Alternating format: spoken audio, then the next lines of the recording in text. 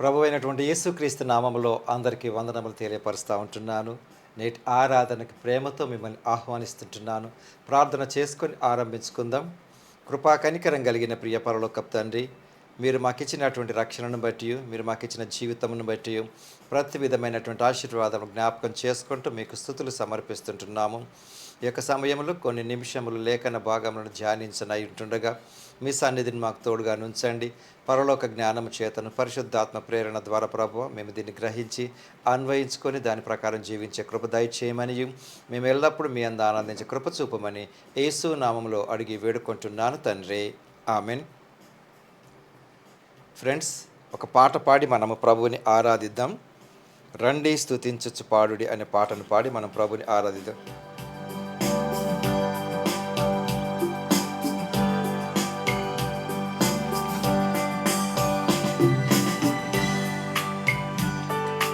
రండి స్తుతించుచు పాడుడి, రారాజు యేసుని చేరుడి.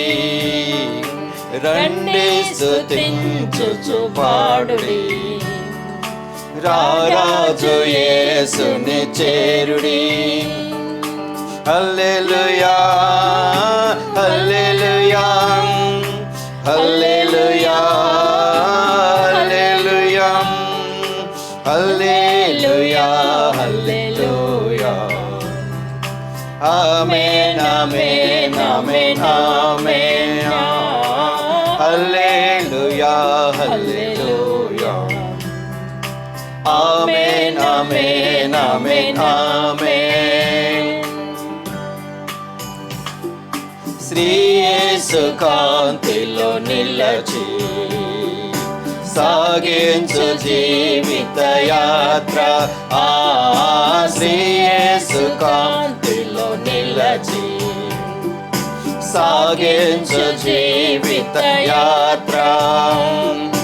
పాపములన్నిటి పాపం భజించు యేసుని నామం. పాపములన్నిటి పాపం భజించు యేసుని నామం.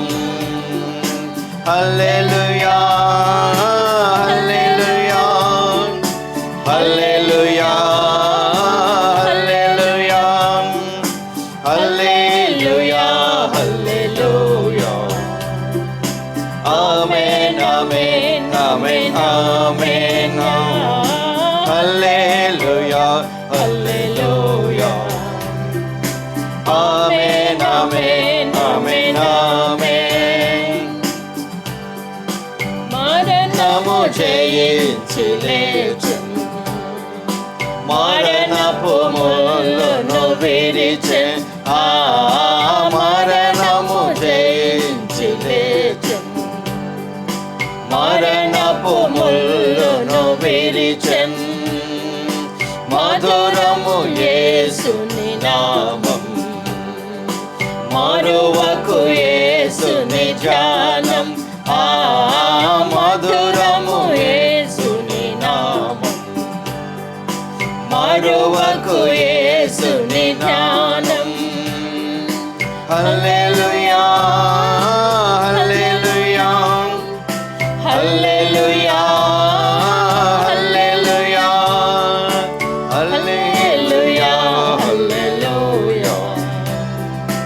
ఆమేన్ ఆమేన్ ఆమేన్ ఆమేన్. హల్లెలూయా హల్లెలూయా. ఆమేన్ ఆమేన్ ఆమేన్ ఆమేన్.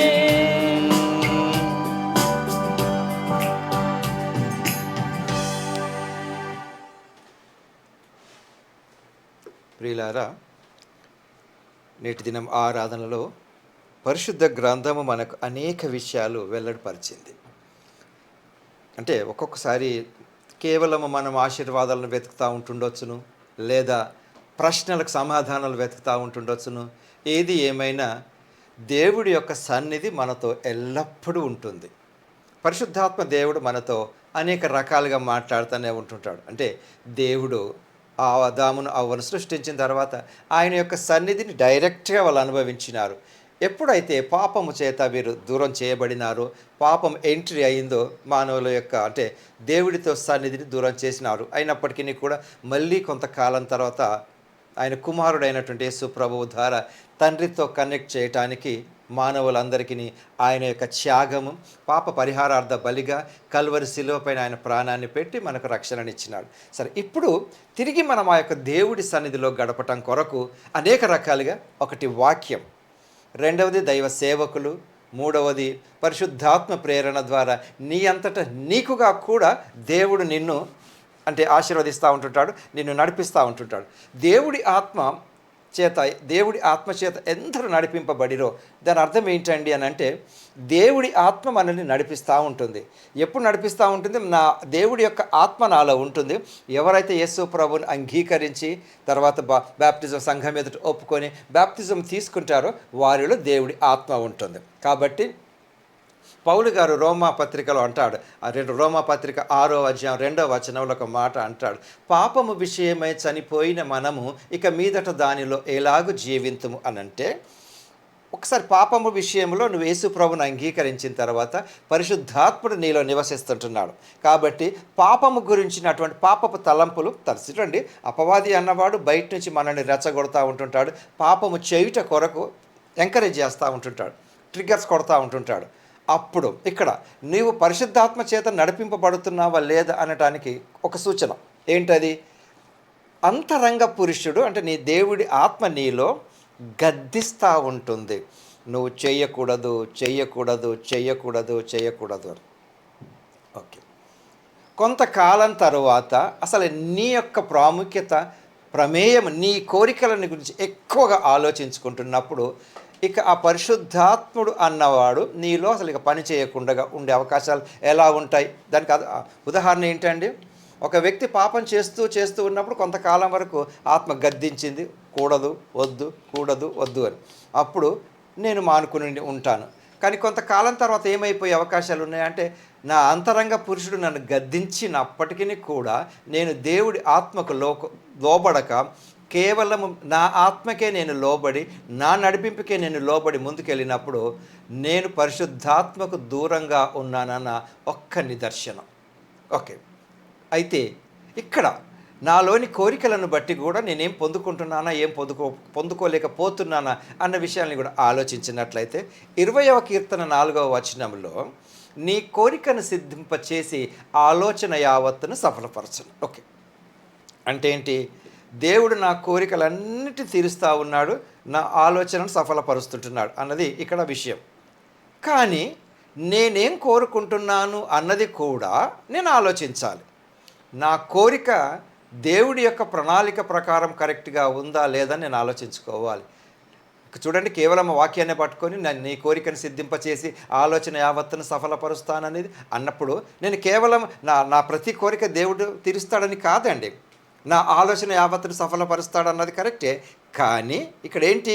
నేను దేవుడి యొక్క నడిపింపు మేరకుండి ఆ మార్గంలో ఉన్నట్లయితే, ఆ మార్గంలో నేను వెళ్తున్నప్పుడు, నేను ఏదైనా హైవేలో కానీ ఏదైనా పర్టికులర్ స్ట్రీట్లో వెళ్తున్నప్పుడు, ఆ స్ట్రీట్లో వెళ్తుంటున్నప్పుడు ఆ స్ట్రీట్లో ఉండే షాప్స్ కొరకే నేను వెతకాలి, కానీ నేను కావాలనుకున్న షాప్ ఆ స్ట్రీట్లో ఉండాలనుకోవడం సరైనది కాదు కదా. అదే రకంగా ఒక ఉదాహరణ బైబిల్లో చూద్దాం.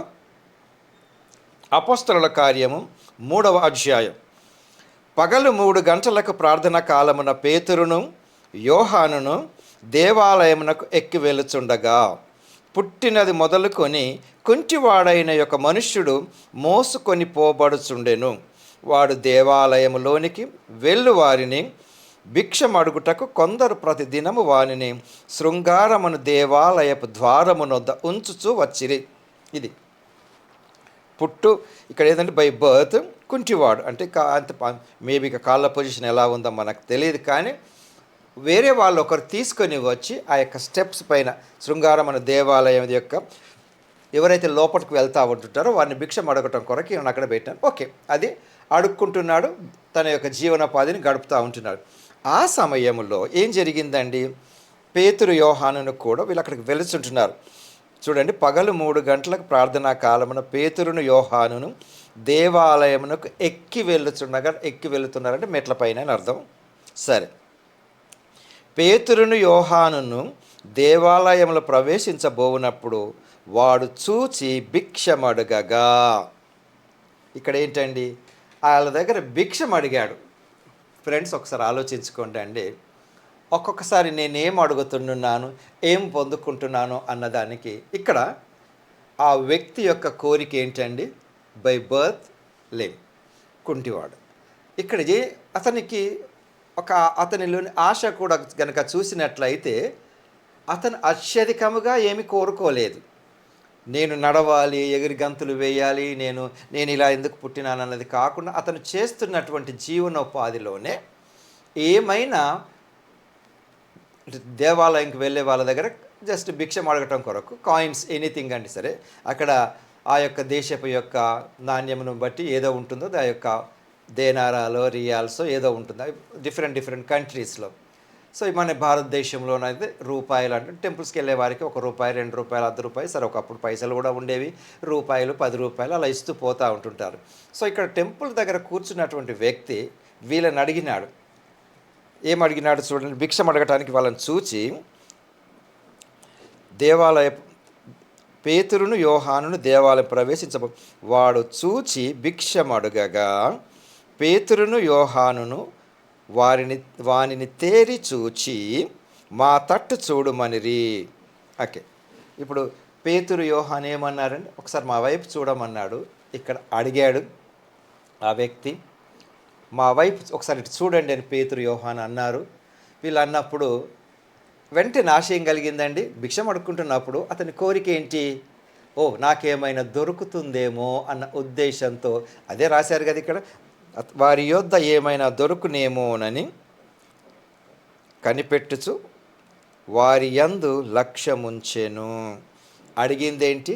భిక్షం అంటే ఎనీథింగ్, వెండి బంగారములు, లేక వెండి బంగారం అని కాదు కానీ భిక్షగా వారికి ఇచ్చేటటువంటిది మామూలుగా తక్కువ ధరలోనే మామూలుగా ఇస్తూ ఉంటాం.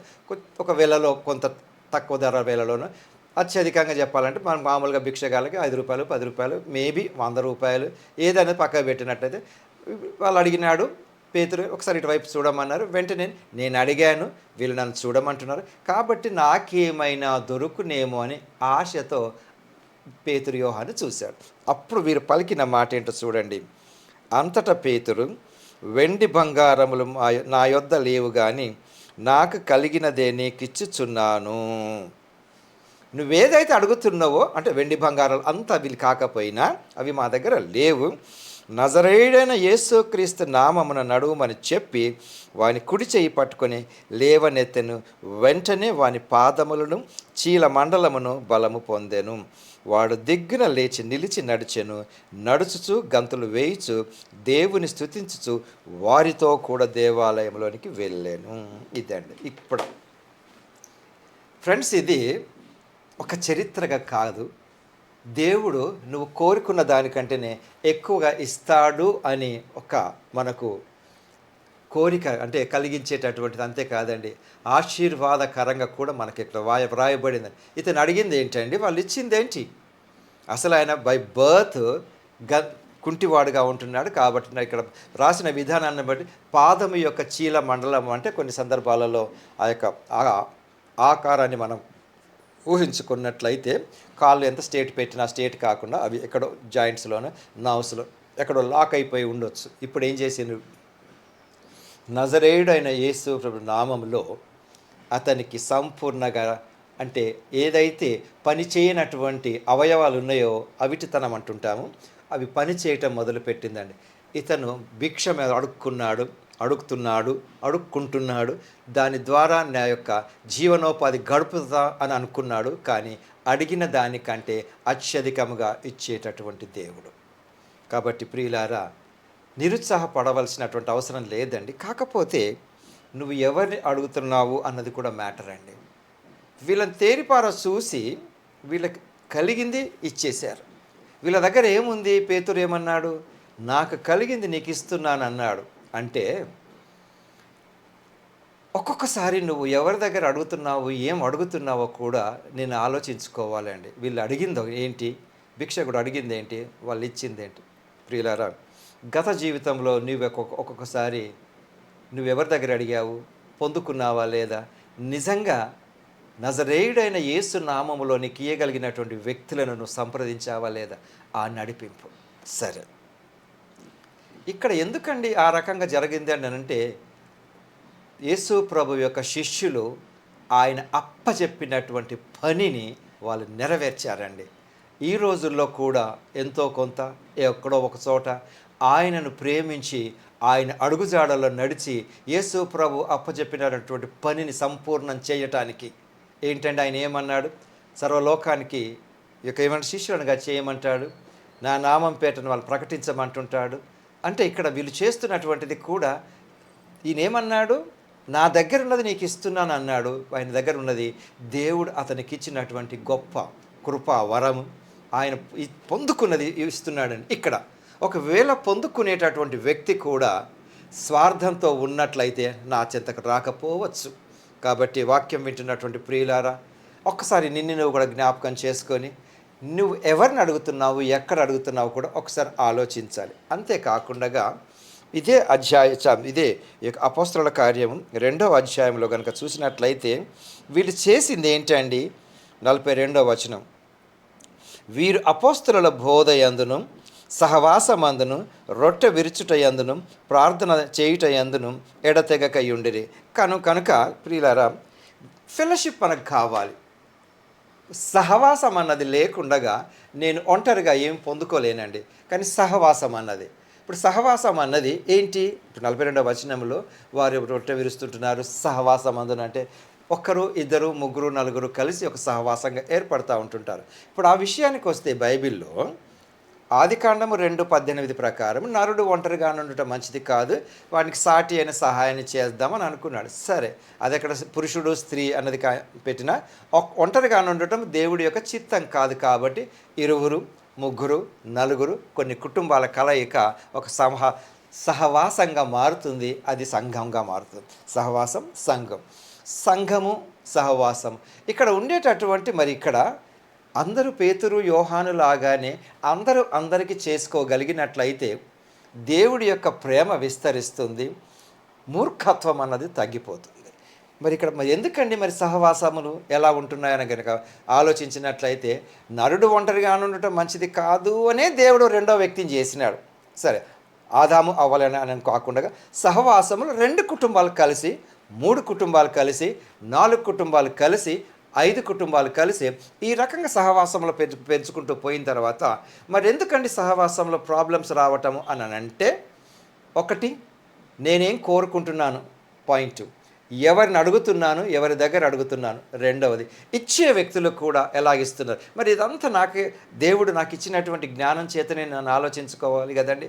కాకపోతే ఈ అపవాది అన్నవాడు ఎప్పుడు ప్రశ్నలు కురిపిస్తూ నీకు ఉన్న దానినే ప్రశ్నిస్తూ ఉంటాడండి. నీకు ఉన్న దానినే లేనట్టుగా నీకు చూపిస్తూ ఇంకా పొందుకోవాలి, తృప్తి లేని జీవితాన్ని వాడు కలిగిస్తూ ఉంటుంటాడు. దాన్నే ఏంటండి దేవుడికి దూరంగా చేయటం, లేకుంటే నీవు కాకుండా వాళ్ళు ఎందుకు చేస్తున్నారని ట్రిగర్స్. ఎప్పుడైతే నాలో పరిశుద్ధాత్ముడు ఉంటుంటాడో ఆ పరిశుద్ధాత్ముడు నన్ను హెచ్చరిస్తూ నన్ను బలపరుస్తూ ఉంటుంటాడు, నా అంతరంగ పురుషుని నిలబెడతా ఉంటుంటాడు. ఎప్పుడైతే నేను అపవాదికి కనుక చోటిస్తూ ఉంటుంటున్నానో ఈ యొక్క పరిశుద్ధాత్మ దేవుడి యొక్క నిర్ణయాలను పక్కకు పెట్టి ఇహలోకపు వాంఛలకు నేను లోనైనప్పుడు ఈ కోరికలను నేను ఎక్కువ తీర్చుకుంటూ ఉంటాను. సేమ్ వే ఇప్పుడు బైబిల్ని నేను ఏ రకంగా ఏ యాంగిల్లో చూస్తున్నాను, ఏ కోణంలో చూస్తున్నాను దాన్ని కనుక ఆలోచించినట్లయితే ఇప్పుడు ఈ భిక్షకుడు కూడా వారి యొద్ద ఏమైనా దొరుకునేమో అని ఈయన చూశాడు. కానీ వీళ్ళ ఏమి ఇచ్చినారు? మాకు కలిగినటువంటి మరో గొప్పది నీకు ఇస్తున్నామని ఇచ్చినారు. ఇద్దరు వ్యక్తుల యొక్క ఆలోచనలు వేరు వేరు. ఇతను లౌకికంగా అడిగినాడు, ఇతడు దైవికంగా ఇచ్చినాడు. ఉదాహరణకి హెల్మెట్ అని అనగానే 2 వీలర్ మీద వెళ్ళాలప్పుడు హెల్మెట్ పెట్టుకోవాలి అని ఎవరైనా మామూలుగా అంటే, ఒక ఇంట్లో ఒక యవనస్తులు ఉన్నాడు, పేరెంట్స్ ఉన్నారు. పేరెంట్స్ ఏమంటారు? హెల్మెట్ పెట్టుకో అని అన్నారు అనుకోండి. పేరెంట్స్ యొక్క అంటే పెద్దవాళ్ళు ఎవరైనా సరే హెల్మెట్ అనగానే దేనికి చిహ్నం? వాళ్ళకి హెల్మెట్ అనగానే వాళ్ళకు గుర్తుకొచ్చేది ఏంటి? సేఫ్టీ. అదే యవనస్తులకు హెల్మెట్ అనగానే ఏంటి? హెల్మెట్ సేఫ్టీ అన్నది ఆలోచన వచ్చినా రాకపోయినా వాళ్ళకు వచ్చే రెండవ ఆలోచన ఏంటి? హెల్మెట్ పెట్టుకోకుంటే పోలీస్ వాళ్ళు ఫైన్ వేస్తారు. వీళ్ళ ఆలోచన వేరుగా ఉంది కదండి. హెల్మెట్ అంటే వీళ్ళ ఆలోచన ఏంటి? ఫైన్. వీళ్ళ ఆలోచన ఏంటి? సేఫ్టీ. ఒకే హెల్మెట్, ఒకే ఇల్లు, అదే ఇంట్లో ఉండేటటువంటి పెద్దలు, యవనస్తులు. ఎందుకంటే ఆలోచనలు తేడా. ఈ ఆలోచనలను ఎప్పుడైతే నేను దేవుడిపైన ఆధారపడి పరిశుద్ధాత్మ నడిపింపు ద్వారా ఉంటుంటానో అప్పుడు దేవుడు నాకు సహాయం చేస్తూ ఉంటాడండి.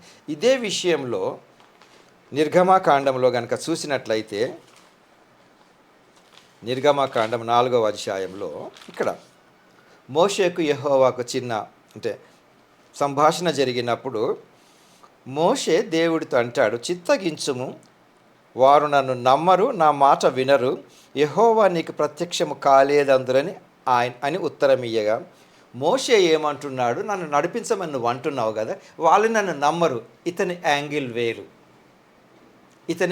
వేరు. యెహోవా ఏమన్నాడు, నీ దగ్గర ఏముంది అంటాడు, కర్ర అంటాడు. ఆ కర్రతోటి అంటే కొన్ని సందర్భాలలో నీ దగ్గర ఉన్నదాన్ని సహితము నీవు గుర్తించలేకుండా ఉంటావేమో. ఒకసారి ఆలోచించుకోవాలి. నీ దగ్గర ఉన్న శక్తిని నువ్వు గుర్తించలేకపోతుంటావేమో ఆలోచించుకోవాలి.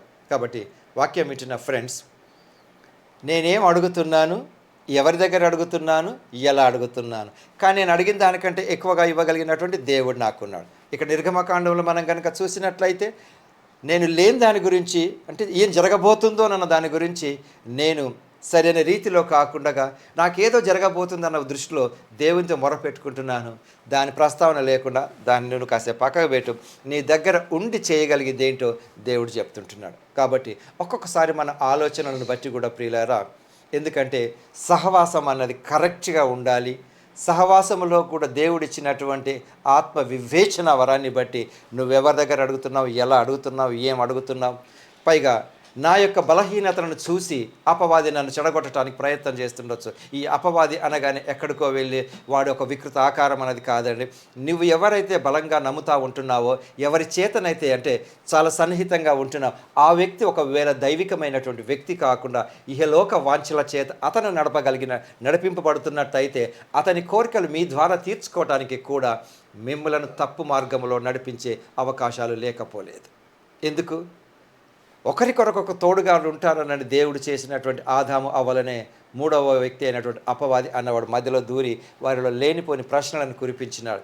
నీ జీవితంలో కూడా ఈ ప్రశ్నలు వేస్తున్నది ఎవరు, ఎందుకు ప్రశ్నిస్తున్నాడు అని. ఉదాహరణకి మనం ట్రావెల్ చేస్తున్నప్పుడు ఒకవేళ ఒంటరిగా కొత్త ప్రాంతానికి నువ్వు ప్రయాణం అయిపోయావు అనుకోండి, నీకు తెలియదు ఆ ప్రాంతం, ఫస్ట్ టైం వెళ్తున్నావు, ఒంటరిగానున్నావు, చీకటి అయ్యింది, ఒక వ్యక్తి నిన్ను వచ్చి, సరే స్త్రీలా పురుషులా ఏదైనా సరే, మీరెక్కడికి వెళ్ళాలండి అని అడిగినాడు అనుకోండి, రెండు ఆలోచనలు వస్తాయి. నేను ఒంటరిగానున్నాను, కొత్తగా ఉన్నాను, ఈ ప్రాంతం నాకు తెలియదు, ఈయన అడుగుతున్నాడు, నేనేం చెప్పాలి, ఏమవుతుందో నన్న కంగారులో ఉంటాం కదండి. అప్పుడు కానీ దేవుడి యొక్క నడిపింపు ఎవరిని ఎలా ఎప్పుడు నమ్మాలి అన్న విషయం కొంత దేవుడు మనకిచ్చిన జ్ఞానం చేత గుర్తింపు చేసుకోవచ్చు అందరికీ. మరి అయినా కూడా మోసపోతున్నాం కదంటే అనేక కారణాలు అయి ఉండొచ్చు. బట్ దేవుడు నీకు ఇచ్చేటటువంటి నడిపింపును బట్టి ఆయన పైన ఆధారపడ్డప్పుడు, మోషే అహరోను దేవుడే అంటాడు, నేను నీకు తోడుగానే ఉంటాను, నువ్వు వెళ్ళబడు, ఆయన చేసినాడు. అదే రకంగా శిష్యులతో కూడా ఆయన ఉన్నాడు. మళ్ళీ సిలువ వేయబడి సమాధి చేయబడి పునరుద్ధానమై ఆరోహణమై వెళ్ళేటప్పుడు ఏమంటున్నాడు అన్నాడని, మీరు పరిశుద్ధాత్మను పొందుకుంటారు, నా కొరకు మీరు దేశమంతటా కూడా ప్రకటిస్తారన్నారు, చేసినారు కదండి. కాబట్టి అటువంటి వ్యక్తులు మనకు మన పరిసర ప్రాంతాల్లో ఉన్నట్టయితే ఎవరు ఏంటి అని నువ్వు కరెక్ట్గా తెలుసుకోగలిగి నీ కోరికలను తీర్చుకోగలిగితే, కానీ నీ కోరికలకు అత్యధికంగా నేను ఒకవేళ మీకు ఆశ చూపించినా కూడా అది దైవికమైందా కాదా నేను ఆలోచించుకోవాలి, మీరు ఆలోచించుకోవాలి. కాబట్టి వాక్యం విన్న ప్రతి ఒక్కరు ఇప్పటి వరకు నువ్వు ఎంతమంది ఎటువంటి వ్యక్తులను అప్రోచ్ అయినావో పర్వాలేదు, కానీ దేవుడిని అనుసరించి వాళ్ళకు కలిగినటువంటి దైవికమైనటువంటి ఆత్మీయ వరములలో నుండి, కృపా వరములలో నుండి, పరిశుద్ధాత్మ ప్రేరణ ద్వారా నీవు అడిగినంతకంటే ఎక్కువ మేలు నీకు చేయగలిగే వ్యక్తులను సంప్రదించడానికి మనం ప్రయత్నం చేయాలి. ఆ నడిపింపు దేవుడు మనకిస్తాడు. నా నడిపింపు నేనే కరెక్ట్ అనుకోవటానికి కాదు. కావున పరిశుద్ధాత్మ నడిపింపు మీద ఆధారపడి దేవుని నడిపింపును మనం పరీక్షించుకొని ఆయన నడిపే మార్గంలో మనం నడుచుకుంటూ మనల్ని నడిపించే వారిని కూడా సరైన రీతిలో దేవుడు నడిపించాలని మనం కోరుకుంటూ మనకు అడిగిన వాటికంటే అత్యధికంగా ఇచ్చే దేవుడు మనకున్నాడని నమ్ముతూ ఆయన రాకడ పర్యంతం మనం జాగ్రత్తగా ఉంటూ మన జీవితాల ద్వారా కూడా అనేకులకు ఆశీర్వాదకరంగా ఉండే కృప దేవుడు మనకు అనుగ్రహించునుగాక. ప్రార్థించుకుందాం. ప్రేమ కనికరం కలిగిన ప్రియ పరలోకపు తండ్రి, ఇంతవరకు మీరు మాతో మాట్లాడినందుకై వందనములు. ఇచ్చినటువంటి ప్రభా ధైర్యం కొరకై వందనములు. మేము అడిగిన దానికంటే ఎక్కువగానే మీరు మాకు ఇస్తూ ఉంటుంటారు. అయినప్పటికీ కొన్ని సందర్భాలలో మేము పొందుకోలేకపోవచ్చేమో, మమ్మల్ని క్షమించండి. మీ అందు బలపడి ప్రభా మీ ఆత్మచేత నడిపింపబడి మేము ప్రభా సరైన రీతిలో మీ అందు ఆనందించి కృప చూపమని మీ యొక్క సన్నిధిని మాకు తోడుగా నుంచి మహిమ పొందుకొనమని యేసు నామములో అడిగి వేడుకుంటున్నాను తండ్రి. ఆమెన్. మంచిదండి. తిరిగి కలుసుకొని పర్యంతం ప్రభు కృప మనకు తోడైండును గాక. ఆమెన్.